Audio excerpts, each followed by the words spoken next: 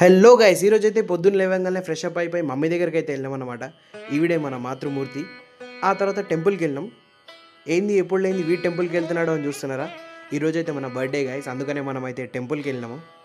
ఈ టెంపుల్ రసూల్పురాలో ఉంది. చాలా బాగుంటుంది టెంపుల్. నేనైతే ఇది సెకండ్ టైం విజిట్ చేయడం. దగ్గరలో ఎవరైనా ఉంటే తప్పకుండా వెళ్ళండి గైస్.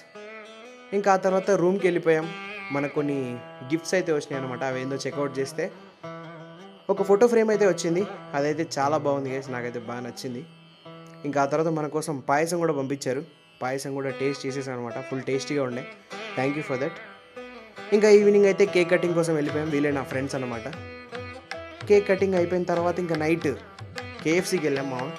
కేఎఫ్సీలో మంచిగా చికెన్ అయితే ఆర్డర్ చేసేసాం. మేమంతా తినే పనిలో ఉంటే మా వాడు మాత్రం చికెన్ వింగ్స్ని ఫాస్ట్గా ఎలా తినాలనే ట్యూటోరియల్ ఇచ్చే పనిలో ఉన్నాడు అనమాట.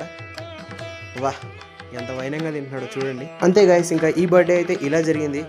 Thank you so much everybody for making my day so special. ఇంకో వ్లాగ్లో మళ్ళీ కలుద్దాం. Good night.